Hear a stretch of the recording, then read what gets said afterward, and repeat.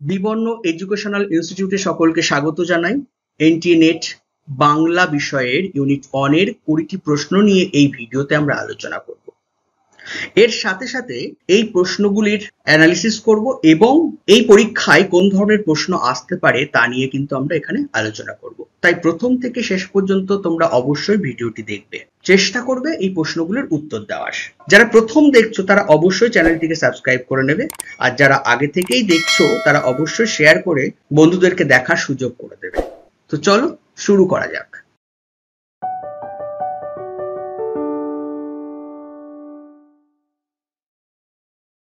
প্রশ্ন শুরুর আগে বলে রাখি, প্রতিটা প্রশ্নের জন্য আমরা 30 সেকেন্ড করে তোমাদের সময় দেব। সেই সময়ের মধ্যে তোমরা এই প্রশ্নগুলোর উত্তর দেওয়ার চেষ্টা করবে। তো চলো প্রথম প্রশ্ন কি বলছে দেখে নিই। উপভাষা থেকে নিচের দেওয়া বিবৃতিগুলির শুদ্ধতা বিচার করো। শাক গ্রেটার দ্যান শাক, এটি রাঢ়ী উপভাষার উদাহরণ। রাঢ়ী উপভাষার ক্ষেত্রে ক্ষীয় ব্যঞ্জনের পূর্ববর্তী অ এর উচ্চারণ হয় ও। নাসিক্য ব্যঞ্জন ধ্বনির লোপ হয় না, কিন্তু নাসিক্য ভবন ঘটে বঙ্গালী উপভাষায়। বঙ্গালীতে জ ফলাযুক্ত ব্যঞ্জন ইঙয় বর্গীয় জ এবং ক্ষীয়ের আগে একটি ইকারের আগমন হয়।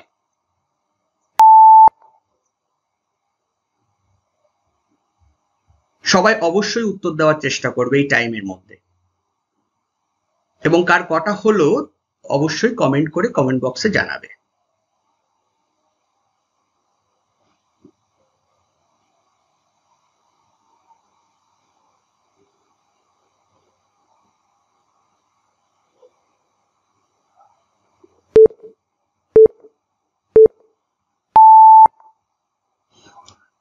দেখো, সঠিক উত্তর হবে খ। কেন সঠিক উত্তর খ হচ্ছে? তালবিষয়াকার ক থেকে গ, এটা কিন্তু রাঢ়ী উপভাষায় দেখা যায়। রাঢ়ী উপভাষার মূলত উপভাষা আছে কটা? 5টা, মনে রাখবে। রাঢ়ী, বঙ্গালী, বরেন্দ্রী, কামরূপী, ঝাড়খণ্ডী, এই 5টা আছে। এবং রাঢ়ী উপভাষায় এই ক এর উচ্চারণ গ আমরা অবশ্যই দেখতে পাই। তারপরে দেখো, রাঢ়ী উপভাষার ক্ষেত্রে ক্ষীয় ব্যঞ্জনের পূর্ববর্তী অ এর উচ্চারণ ও হয়, এটা কিন্তু শুদ্ধ। তারপরে কি বলছে? নাসিক্য ব্যঞ্জনের লোপ পায় না বা লোপ হয় না, কিন্তু নাসিক্য ভবন ঘটে বঙ্গালী উপভাষায়, এটা কিন্তু ঠিক। নাসিক্য ব্যঞ্জন লোপ পাচ্ছে না, কিন্তু নাসিক্য ভবন ঘটছে, মানে উম ইঙ মধ্যাহ্ন দন্তান্ন এইগুলোর পরিবর্তে চন্দ্রবিন্দুর একটা আসে। ঠিক আছে। বঙ্গালীতে জ ফলাযুক্ত ব্যঞ্জন এর সঙ্গে বর্গীয় জ, ইঙ এবং ক্ষীয় এর আগে একটি ইকারের আগমন ঘটে, তার জন্য সবকটাই শুদ্ধ। চলো পরের কোশ্চেন দেখে নিই। কারক থেকে নিচের দেওয়া বিবৃতিগুলির শুদ্ধতা বিচার করো। কারক থেকে বলছে, তোমরা অবশ্যই কারকটা কিন্তু পড়বে, এখান থেকে এবার প্রশ্ন আসতে পারে।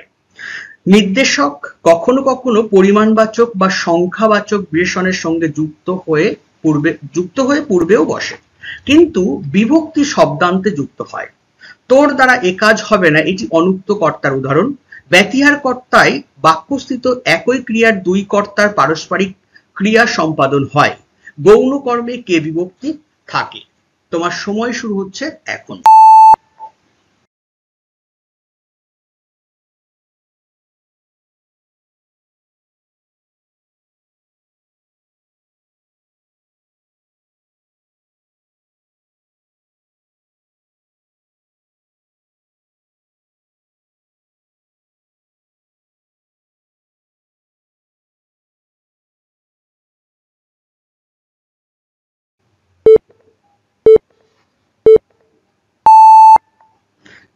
আচ্ছা, তাহলে সঠিক উত্তর কি হবে দেখে নাও। সঠিক উত্তর হবে খ, সবকটাই শুদ্ধ। কেন শুদ্ধ? আচ্ছা, এর আগে আমি একটা কথা বলে দিই, ভিডিওটা প্রথম থেকে শেষ পর্যন্ত স্কিপ না করে কমপ্লিট করার চেষ্টা করবে, কারণ এখানে আমি একটু একটু করে বিভিন্ন বিষয় নিয়ে টুকরো টুকরো আলোচনা করে দেবো। যেমন কারক কথার অর্থ কি বা কারক কি, এগুলো একটু বেসিক তোমরা জানো সবাই কম বেশি। কারকে কটা ভাগ করা যায় এগুলো একটু জানতে হবে। কারককে মূলত হচ্ছে তোমার কর্তৃকারক, কর্মকারক, করণকারক, অপাদানকারক, নিমিত্ত, অধিকরণ, এই 6টা ভাগ রয়েছে। ঠিক আছে, এই 6টা ভাগ রয়েছে। এগুলোর সম্পর্কে আবার বিভিন্ন ভাগ রয়েছে। যেমন কর্তৃকারকের ক্ষেত্রে কর্তৃকারকের ক্ষেত্রে যেটা তোমরা করবে, দেখতে পাবে যে বিভিন্ন ভাগ রয়েছে। ঠিক আছে, গৌণ তোমার কর্তৃকারকের বিভিন্ন ভাগ আছে, কর্মকারকেরও বিভিন্ন ভাগ আছে, যেমন কর্মকারকের ক্ষেত্রে গৌণ কর্ম, মুখ্য কর্ম, ঠিক আছে। এই ধরনের যে বিষয়গুলো রয়েছে তোমরা অবশ্যই একটু দেখবে, না হলে কিন্তু সমস্যা হবে। দেখো এখানে কি বলছে, নির্দেশক কখনো কখনো পরিমাণবাচক বা সংখ্যাবাচক বিশেষণের সঙ্গে যুক্ত হয়ে পূর্বেও বসে, কিন্তু বিভক্তি শব্দান্তে যুক্ত হয়। নির্দেশকটা কি? নির্দেশ করা বোঝায়। এ, ঠিক আছে, তারপরে ওই, এই ধরনের যে শব্দ, যে ওই ফুলটি আমার বলা হচ্ছে, তাহলে ওই ওই যে শব্দটা তখন বলছি তখন হয়ে যাচ্ছে ওটা ওই শব্দটা নির্দেশক। আবার যখন বলছি বিভক্তি, দেখো বিভক্তি হচ্ছে কি শব্দের পরে বসে, শব্দান্তে বসে। অ্যাকচুয়ালি বিভক্তি র, এর, এই ধরনের। ধরো রামের বলছি, রামের, তাহলে এখানে কি পাচ্ছি, রাম যুক্ত এর, এই এরটা কিন্তু বিভক্তি। তাহলে এর কি হচ্ছে, একটা শব্দ তার পরেই বসছে, তাহলে এটা শুদ্ধ, ঠিক আছে। কিন্তু যখন আমি নির্দেশক বলছি কখনো পরিমাণবাচক এবং সংখ্যাবাচক নির্দেশ করছি। যখন আমি বলছি ওই ফুলটি আমার, তখন ওই ফুল একটা নির্দিষ্ট ফুলকে নির্দেশ করছি, তাহলে কিন্তু সংখ্যা বোঝাচ্ছে, একটা বোঝাচ্ছে, তার জন্য সংখ্যাবাচক বিশেষণের সঙ্গে যুক্ত হয়ে পূর্বে বসছে। আচ্ছা, এরপরে কি বলছে দেখো, তোর দ্বারা এ কাজ হবে না, এটি অনুক্ত কর্তার উদাহরণ। তোর দ্বারা এ কাজ হবে না, অনুক্ত কর্তা, উক্ত কর্তা, অনুক্ত কর্তা, হ্যাঁ, এইগুলো জানতে হবে, কর্তৃকারকের ভাগ এগুলো। তারপরে ব্যতিহার কর্তার বাক্যস্থিত একই ক্রিয়ার দুই কর্তার পারস্পরিক ক্রিয়া সম্পাদন করে। ব্যতিহার একটা ছাড়া আর একটা হতে পারে না। যেমন একটা উদাহরণ, বাঘ গরুতে এক ঘাটে জল খায়। দেখো যদি বলি বাঘ ও গরুতে এক ঘাটে জল খায়। দেখো এখানে খেয়াল করে বাঘ এবং গরু দুটো কিন্তু কর্তা রয়েছে, দুই কর্তা পরস্পর একে অপর সঙ্গে ক্রিয়াটা সম্পাদন করছে। তো এরকম হলে তখন মনে রাখতে হবে ব্যতিহার কর্তা। তারপরে কি বলছে, গৌণ কর্মে কর্মে কে বিভক্তি হয়? গৌণ কর্ম, মুখ্য কর্ম, গৌণ কর্ম। কর্মকারকের মূল দুটো বিভাগ। মা শিশুকে চাঁদ দেখাচ্ছে, এখানে মুখ্য কর্ম আর গৌণ কর্ম দুটো রয়েছে। মনে রাখবে যে মুখ্য কর্ম সবসময় হচ্ছে বস্তুবাচক হয়। যেমন মা শিশুকে চাঁদ দেখাচ্ছে, এখানে শিশু হচ্ছে গৌণ কর্ম আর মুখ্য কর্ম হচ্ছে চাঁদ। চাঁদ দেখো বস্তু, সেটা বোঝাচ্ছে গৌণ কর্ম। শিশুকে, এই কে বিভক্তি হচ্ছে, তার জন্য এটা গৌণ কর্ম। তাহলে সঠিক উত্তর এটা। পরের প্রশ্নে চলো। নিচের দেওয়া মন্তব্য ও যুক্তির শুদ্ধতা বিচার করো। দেখো মন্তব্য কি বলছে, দুদিনেই সব ফুরিয়ে গেল, এটি লক্ষণাত্মকরণের উদাহরণ। যুক্তি, কারণ এখানে কাল বা সময়কে নির্দেশ করছে। তো তোমার সময় শুরু হচ্ছে এখন।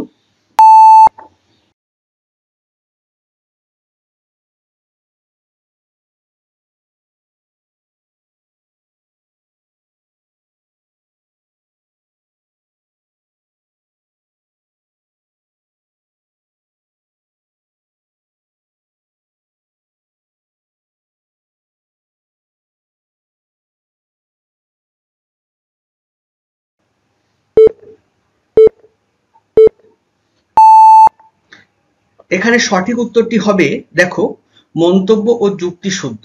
তাহলে সঠিক উত্তর কি হচ্ছে, মন্তব্য অশুদ্ধ, যুক্তি শুদ্ধ।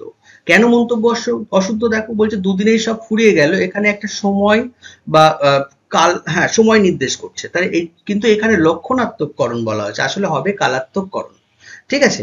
আর যুক্তি কি বলছে, কারণ এখানে কাল বা সময়কে নির্দেশ করছে, আসলে কাল বা সময়কে তো নির্দেশ করছে, তার জন্য যুক্তি শুদ্ধ হয়েছে। তারপরের কোশ্চেনে চলো। অক্ষরের গঠন প্রকৃতি থেকে নিচের দেওয়া বিবৃতিগুলির শুদ্ধতা বিচার করো। বিবৃতি এক কি বলছে, ব্রাহ্মী লেখা হয় মূলত ডান দিক থেকে বাম দিকে, যদিও ডান থেকে বামের নিদর্শনও পাওয়া যায়। বিবৃতি দুই কি বলছে, খরচটি লেখা হতো ডান থেকে বাম দিকে। বিবৃতি তিন কি বলছে, খরচটি লিপি থেকে আধুনিক উর্দু ভাষার জন্ম হয়েছে। এই তিনটি বিবৃতি শুদ্ধ অশুদ্ধ তোমাকে বিচার করতে হবে।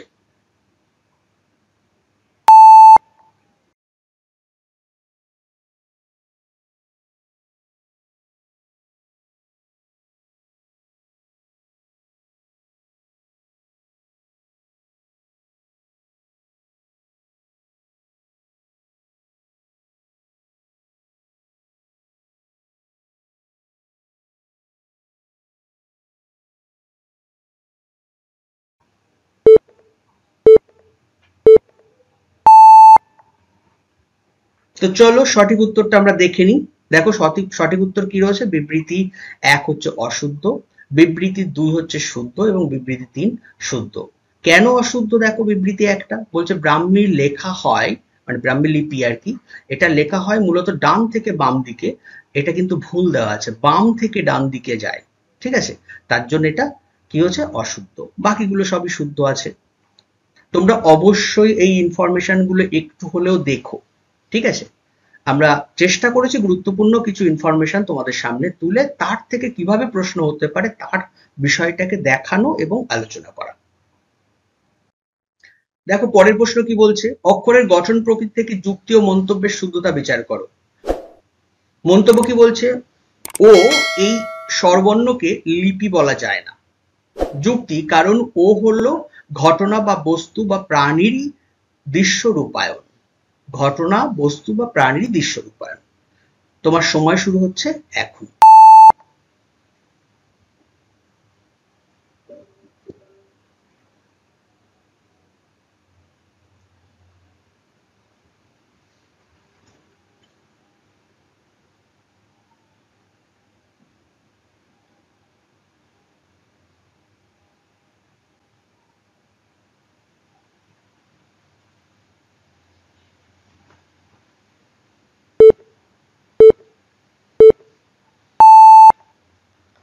প্রশ্নটির সঠিক উত্তর কি হচ্ছে, মন্তব্য শুদ্ধ এবং যুক্তি শুদ্ধ, ঠিক আছে, দুটোই শুদ্ধ। ওকে লিপি বলা যায় না, ঠিক আছে, কারণ হচ্ছে কি, ও হলো ঘটনা, বস্তু বা প্রাণীরই দৃশ্য রূপায়ণ, ঠিক আছে, দৃশ্য রূপায়ণ বলে এটা শুদ্ধ হয়েছে।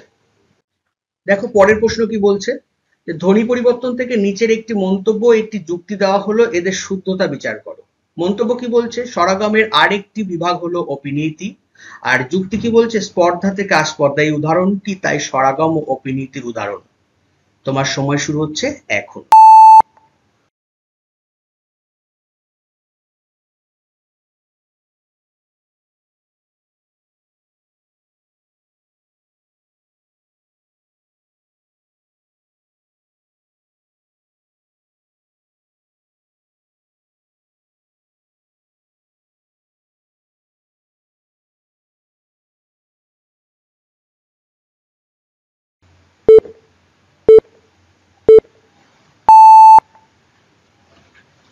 দেখো সঠিক উত্তর কি বলছে, মন্তব্য শুদ্ধ এবং যুক্তি অশুদ্ধ।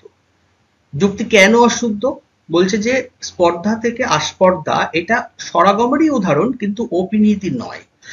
কারণ এখানে যেটা ঘটছে সেটা কিন্তু প্রথমে স্বরবর্ণের আগমন করছে। স্বরাগমে আমরা জানি যে শব্দের প্রথমে, মাঝখানে বা শেষে স্বরাগমের আগমন ঘটতে পারে, কিন্তু এখানে প্রথমে হচ্ছে। আর অপিনীতির ক্ষেত্রে মাঝে স্বরাগম আসে, ঠিক আছে, মাঝে কি হয়, স্বরাগম হয়। যেমন করি আ থেকে কইরা, দেখো এখানে কিন্তু এই রস্যইটা মাঝখানে এসছে, প্রথমে আসেনি শেষেও আসেনি, তার জন্য এটা কিন্তু মধ্য স্বরাগম হয়েছে, ঠিক আছে। দেখো এই প্রশ্নে কি বলছে, ধ্বনি পরিবর্তন থেকে স্তম্ভ মিল করো। স্তম্ভ কিভাবে মিল করতে হচ্ছে, দেখো কয় স্তম্ভ এবং ক্ষয় স্তম্ভ দুটো দেওয়া আছে।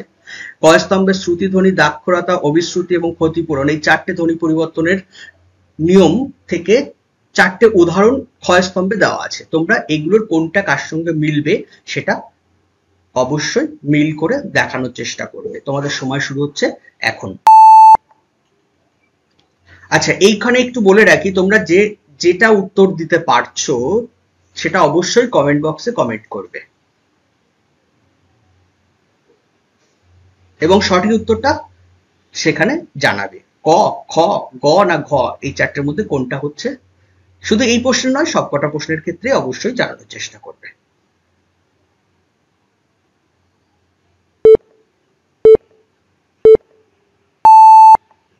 তো দেখো সঠিক উত্তর কি হচ্ছে, শ্রুতিধ্বনি এর উদাহরণ কি হচ্ছে, শ্রীগাল থেকে শিয়াল, শ্রুতিধ্বনি, ঠিক আছে, হ শ্রুতি, ব শ্রুতি, তালবিশ শ্রুতি এরকম রয়েছে, তোমরা অবশ্যই সেটা দেখবে, দেখলে বুঝতে পারবে। তারপরে কি বলছে, দাক্ষরতা, এটা হচ্ছে কি গামুছা থেকে গামছা এটা আসছে।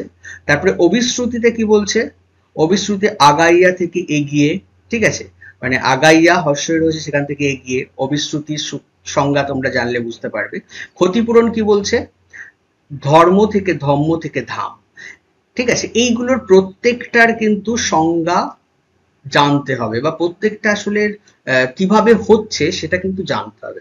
যেমন অভিশ্রুতিকে যদি আমরা বলি, সেটা কি কোনো শব্দের মধ্যে যদি হর্ষই বা হর্ষও থাকে, সেটার সঙ্গে আগের বর্ণের একটা কি হয়, তোমার মিলন ঘটে, ঘটার ফলে একটা নতুন স্বরধ্বনি সৃষ্টি হয়। তাই এখানে দেখো হর্ষই এবং এখানে আর ও সেই দুটোর মিলনে কি হচ্ছে, এ চলে এসছে। ঠিক আছে, এইভাবে পুরো বিষয়টা তৈরি হচ্ছে। তোমরা অবশ্যই এগুলো একটু সংজ্ঞাটা বোঝার চেষ্টা করবে, না হলে কিন্তু উদাহরণগুলো উত্তর দিতে পারবে না।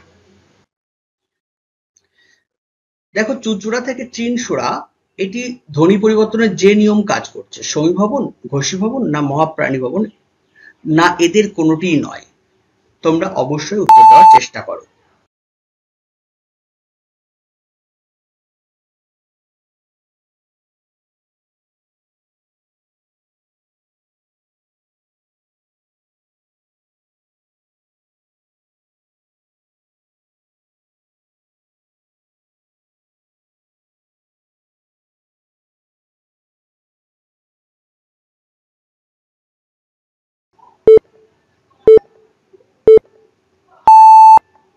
সঠিক উত্তর হবে এদের কোনোটিই নয়।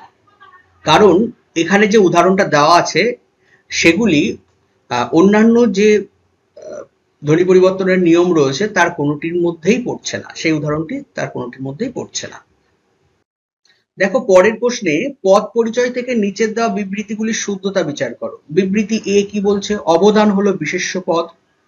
বিবৃতি বি, দারিদ্র হলো বিশেষ্য পদ, বিশেষ্যবোধক শব্দ। বিবৃতি ৩, দায়িত্ব বিশেষ্য পদ কিন্তু দায়ী বিশেষণ পদ, আবার দায়ী শব্দটিও বিশেষ্য পদ। আর বিবৃতি ডি কি বলছে, যে পঙ্গু ক্রিয়ার ৩টি কালের রূপ পাওয়া যায়, যেমন আজ থেকে আজ ধাতু আর কি। ঠিক আছে, এটা তো তোমার সময় শুরু হচ্ছে এখন।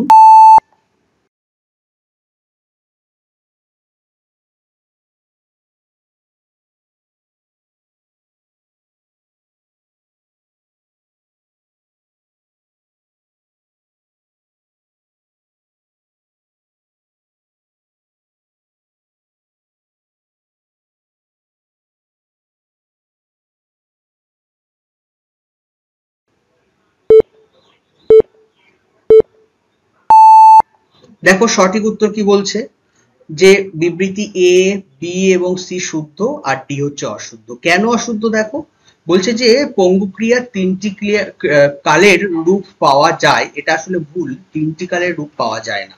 ঠিক আছে, তার জন্য এটা ভুল রয়েছে। প্রকৃতি ও প্রত্যয় থেকে নিচের ৪টি বিবৃতি দেওয়া হলো, এদের অশুদ্ধতা বিচার করো। বাংলা ক্রিয়ার উদাহরণ হলো বাইন। কোনো কিছুতে অর্পিত অর্থে স্যাৎ নামক বাংলা প্রত্যয় হয়। বিশ্বপাত এই উদাহরণে তৃণ প্রত্যয়ের ব্যবহৃত হয়েছে। আর স্বভাব এবং ধর্ম অর্থে কর্তৃবাচ্যে ইষ্ণু, ক্লিব, আলু এবং অনট প্রত্যয় ব্যবহৃত হয়। তোমরা এটার উত্তর দেওয়ার চেষ্টা করো, তোমার সময় শুরু হচ্ছে এখন।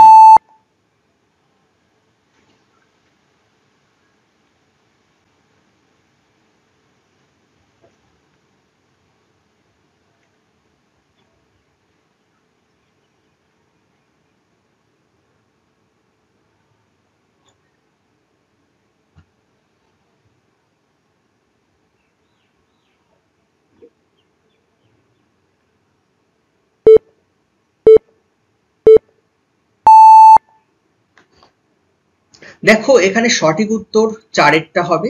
এইখানে একটা বিষয় আমি তোমাদেরকে একটু বলে রাখি, এই অনেকেই মিস করে যায় বারে বারে। হ্যাঁ, প্রকৃতি প্রত্যয় থেকে নিচের ৪টি বিবৃতি দেওয়া হলে এদের অশুদ্ধতা বিচার করো। এখানে কিন্তু বলেনি যে শুদ্ধতা বিচার করো। অতএব অনেকে শুদ্ধ খুঁজতে চলে যায়, শুদ্ধ খুঁজে শুদ্ধ উত্তর যেটা সেটা বসায়, এ এবং সি, এখানে এ এবং সি সেটা হয়তো বসিয়ে দিল। আদৌ কিন্তু এখানে চেয়েছে অশুদ্ধতা। ঠিক আছে, তার জন্য কোনটা কোনটা অশুদ্ধ সেটা উত্তর হবে, এই জন্য কিন্তু ৪-এরটা হয়েছে। তোমরা এই জায়গাটা কেন কোনোভাবেই যেন মিস করবে না। তোমরা অবশ্যই বোঝার চেষ্টা করবে এবং প্রশ্নটা ভালো করে দেখবে। প্রত্যেক ক্ষেত্রে কিন্তু এইরকম কিছু কিছু এমন প্রশ্ন তুলে দেয় যেটা চোখের থেকে বেরিয়ে যায়, আলাদাভাবে হয়তো ওটা আমরা দেখতেই পাই না বা দেখি না, এরকম একটা ব্যাপার হয়ে দাঁড়ায়। অতএব এই জায়গাগুলো কিন্তু নজর রাখতে হবে। পরের প্রশ্ন কি বলছে দেখো, নিচে আর্য ভাষার নাম এবং তাদের উদাহরণ দেওয়া হলো, এদের স্তম্ভ মিল করো। ক স্তম্ভ এবং খ স্তম্ভ দেওয়া আছে, 5টা করে টপিক দেওয়া আছে দেখো, উত্তর পশ্চিমা, দক্ষিণ পশ্চিমা, প্রাচ্য, মধ্যা, প্রাচ্যা, পালি, এদের প্রত্যেকটার উদাহরণ দেওয়া আছে, এগুলোর মিল করতে হবে। তোমার সময় শুরু হচ্ছে এখন।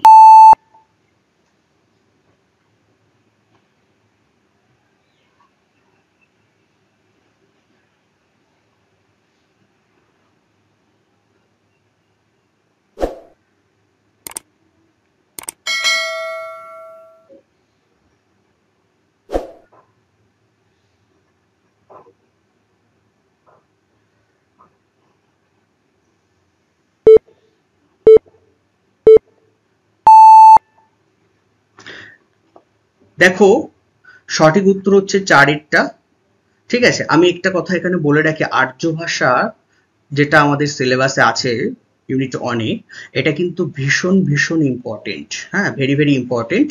কারণ এখান থেকে প্রত্যেকবার প্রশ্ন আসছে, এবারও প্রশ্ন আসবে। আর এখানে এই যে 3 প্রকার আর্য ভাষা আছে, প্রাচীন, মধ্য এবং নব্য ভারতীয় আর্য ভাষা, সব থেকে বড় কথা মধ্য ভারতীয় যে আর্য ভাষা আছে, সেই মধ্য ভারতীয় আর্য ভাষার প্রত্যেকটা বিভাজন, যে স্তর অনুযায়ী বিভাজন আছে, এবং তাদের প্রত্যেকটার বৈশিষ্ট্য তোমরা যদি অবশ্যই ভালো করে পড়ে যাও, এখান থেকে একটা না একটা প্রশ্ন পাবেই পাবে। ঠিক আছে, এখান থেকে প্রশ্ন তোমরা পাবে। তো এটা এইভাবে মিল হচ্ছে, তোমরা অবশ্যই দেখে নেবে। চলো আমরা পরের প্রশ্ন দেখে নিই। কর্তৃকারকের শূন্য বিভক্তি প্রথম লক্ষণীয় রূপতাত্ত্বিক বৈশিষ্ট্য যে বাংলা ভাষায় দেখা যায়, প্রাচীন বাংলা ভাষায়, মধ্য বাংলা ভাষায়, নব্য বাংলা ভাষায়, এদের কোনোটিই নয়। তোমরা অবশ্যই উত্তর দেওয়ার চেষ্টা করো এবং উত্তরটা কমেন্ট বক্সে জানাও। তোমাদের সময় শুরু হচ্ছে এখন। আর সবশেষে অবশ্যই প্রত্যেকে জানাবে কিন্তু যে কার কটা ঠিক হয়েছে।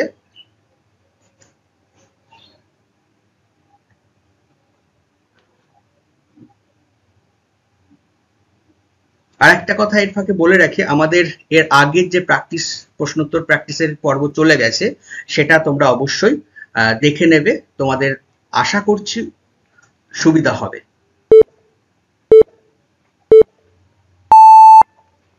দেখো সঠিক উত্তর কি হবে, মধ্য বাংলা ভাষার বৈশিষ্ট্য এটা। কি বৈশিষ্ট্য? রূপতাত্ত্বিক বৈশিষ্ট্য। পরের প্রশ্ন দেখো, যার দ্বারা ব্যক্তি, বস্তু, গুণ ইত্যাদি সংখ্যা বোঝায় তাকে কি বলা হয়? একেবারে সহজ কোশ্চেন। যার দ্বারা ব্যক্তি, বস্তু, গুণ ইত্যাদি সংখ্যা বোঝায় তাকে কি বলা হয়? বিশেষ্যবোধক শব্দ, পূরণবাচক বিশেষণ, বচন, সংখ্যাবাচক বিশেষ্য। তোমার সময় শুরু হচ্ছে এখন।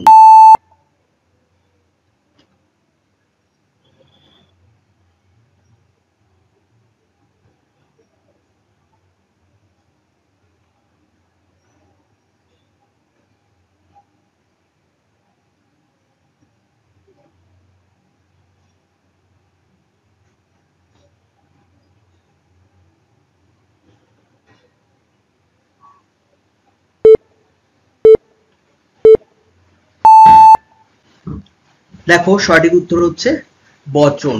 সংখ্যা বোঝাচ্ছে, সংখ্যা বোঝালে কিন্তু সবসময় বচন হয়। সে ব্যক্তি হোক, বস্তু হোক, গুণ ইত্যাদি সংখ্যা বোঝাবে, যখনই হবে তখন সেটা হবে বচন। পরের প্রশ্ন কি বলছে দেখো, বাংলা ভাষার উদ্ভব থেকে নিচের দেওয়া বিবৃতিগুলির শুদ্ধতা বিচার করো। কি বলছে? ইন্দো ইউরোপীয় বা মূল আর্য ভাষা বংশই হলো বাংলা ভাষার আদিমতম নিদর্শন। আঞ্চলিক পার্থক্য বৃদ্ধির ফলে ইন্দো ইউরোপীয় ভাষা বংশ থেকে প্রথমে 10টি প্রাচীন ভাষা বা প্রাচীন শাখার জন্ম হয়। ভারতীয় আর্য উপশাখাটি ভারতে প্রবেশ করে আনুমানিক 1500 খ্রিস্টাব্দে। পৈশাচী, মহারাষ্ট্রী, সৌরসেনী, অর্ধমাগধী এবং মাগধী ছিল শুদ্ধ সাহিত্যে ব্যবহৃত প্রাকৃত। সবাই উত্তর দেওয়ার চেষ্টা করো।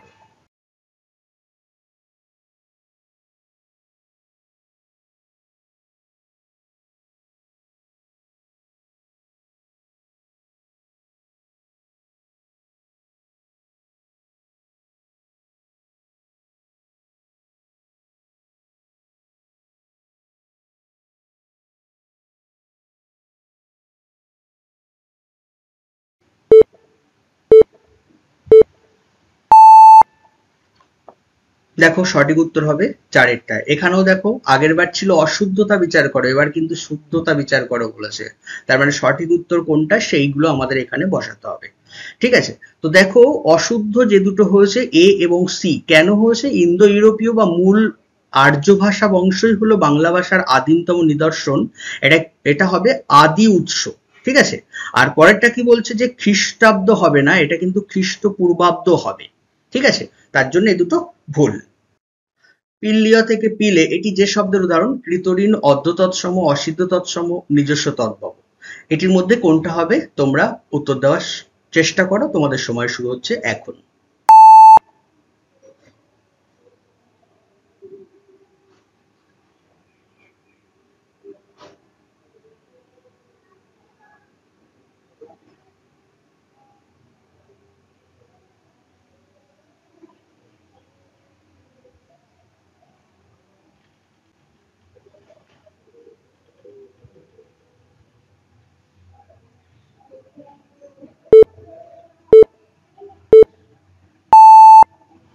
দেখো সঠিক উত্তর হবে কৃতঋণ। আচ্ছা, এই প্রসঙ্গে একটু বলে রাখি, শব্দ ভান্ডার এই টপিকটা কিন্তু খুবই গুরুত্বপূর্ণ এবারে পরীক্ষার জন্য।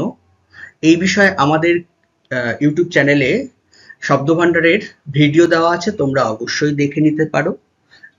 এবং তৎসম, অর্ধ তৎসম, তদ্ভব এই ধরনের যে শব্দগুলো কিভাবে নির্ণয় করবে, কেমন করে জানবে, তার কৌশলও কিন্তু আমাদের ভিডিওতে দেওয়া আছে। ভয়ে প্রাণ কাঁপতে লাগলো, এটি যে কারকের উদাহরণ? ভয়ের তলায় দাগ দেওয়া আছে। উপায়াত্মকরণ, হেতুময়করণ, কালাত্মকরণ, সমধাতুজকরণ। এদের মধ্যে কোনটি হবে? সবাই উত্তর দেওয়ার চেষ্টা করো, তোমাদের সময় শুরু হচ্ছে এখন।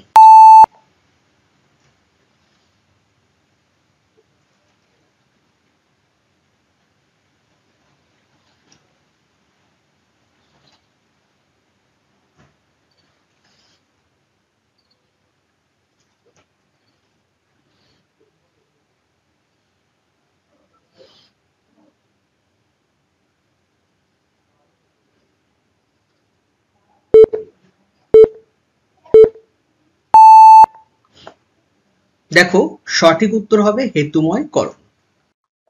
পরের প্রশ্ন দেখো, জিহ্বার অবস্থান অনুযায়ী ও যে স্বরধ্বনির উদাহরণ? উচ্চ স্বরধ্বনি, মধ্য স্বরধ্বনি, নিম্ন স্বরধ্বনি, কেন্দ্রীয় স্বরধ্বনি।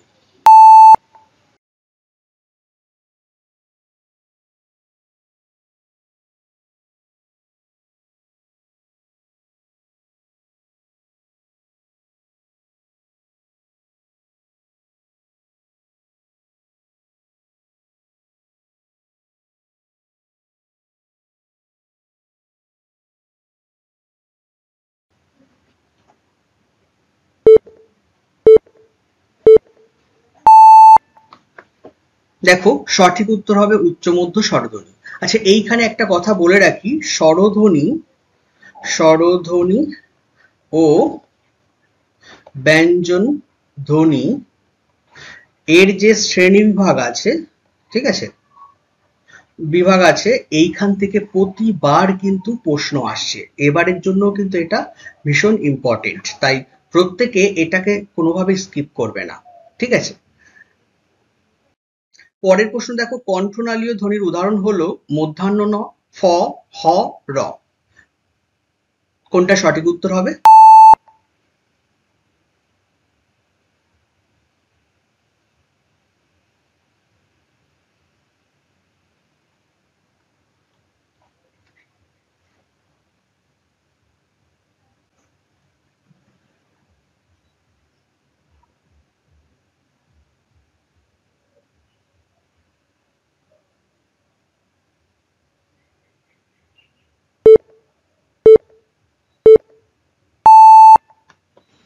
দেখো সঠিক উত্তর হচ্ছে হ। অক্ষরের গঠন প্রকৃতি থেকে নিচের দেওয়া বিবৃতিগুলির শুদ্ধতা বিচার করো। এ, উত্তর ভারতীয় থেকে বাংলা, নাগরী, তামিল ইত্যাদির জন্ম হয়েছে। সিন্ধু মাতৃকা লিপির একটি জটিল রূপ খ্রিস্টীয় ষষ্ঠ শতাব্দীতে গড়ে ওঠে, যার নাম কুটিল লিপি। সেন যুগে চ, ছ, ঝ, ট, দন্তান্ন, হ প্রভৃতি কয়েকটি অক্ষর বাদে বাদবাকিগুলি সুগঠিত রূপ লাভ করে। ডি কি বলছে, 1725 সালে জার্মানিতে মুদ্রিত একটি গ্রন্থে 2-1টি বাংলা সংখ্যা ও 2-1টি বাংলা শব্দ পাওয়া যায়। তোমরা এটার উত্তর দেওয়ার চেষ্টা করো, তোমাদের সময় শুরু হচ্ছে এখন।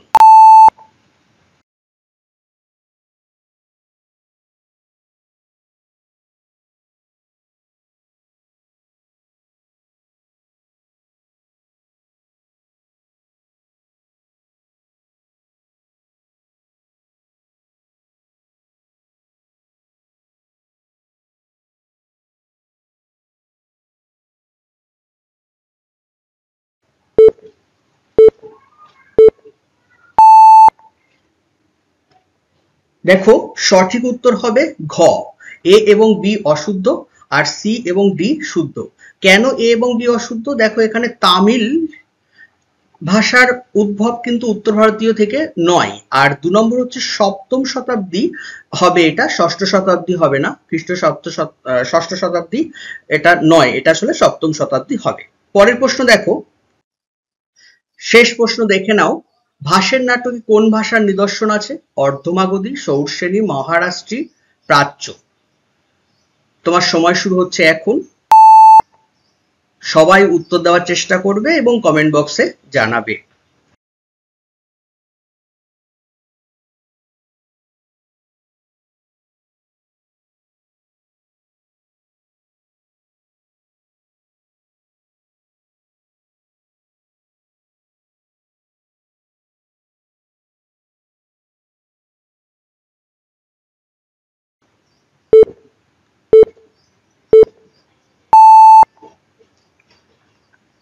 দেখো সঠিক উত্তর হচ্ছে অর্ধমাগধী। আজ তাহলে এই পর্যন্ত। তোমরা অবশ্যই কমেন্ট বক্সে কমেন্ট করে জানাবে কেমন লাগলো প্রশ্নগুলো এবং সঠিক উত্তরগুলো কি আছে সেগুলো। আর যারা নতুন তারা অবশ্যই সাবস্ক্রাইব করে নিও, আর যারা পুরানো আছো তারা বন্ধুদের সঙ্গে শেয়ার করতে ভুলো না। দেখা হচ্ছে আগামীতে নতুন কোনো টপিক নিয়ে, নতুন কোনো ভিডিওতে।